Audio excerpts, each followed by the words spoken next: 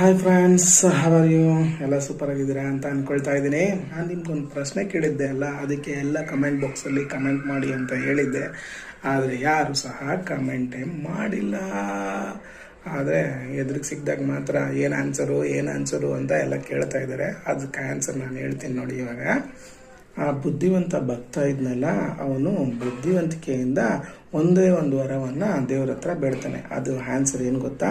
ಯಾವ ರೀತಿ ಬುದ್ಧಿವಂತಿಕೆಯಿಂದ ಅವನು ಒಂದು ವರವನ್ನು ಕೇಳ್ತಾನೆ ಗೊತ್ತಾ? ನಾನು ನನ್ನ ಹೆಂಡತಿ ಮುಂದೆ 100 ಜನಕ್ಕೆ ಸಂಬಳ ಕೊಡೋಂಗೆ ನನ್ನ ಮಾಡಪ್ಪ ದೇವ್ರೇ ಅಂತ ಕೇಳ್ಕೊಳ್ತಾನೆ. ಅಂದರೆ ಒಂದೇ ವರ್ಡಲ್ಲಿ 3 ವರವನ್ನು ಕೇಳ್ತಾನೆ. ಹೇಗಪ್ಪ 3 ವರ ಅಂದರೆ, ಹೆಂಡತಿ ಮುಂದೆ ಅಂದರೆ ಅವನು ಅಂತ ಹೇಳಿದಾಗ ಒಂದು ಒಳ್ಳೆ ಹೆಂಡತಿ ಸಿಗ್ದಂಗಾಯ್ತು.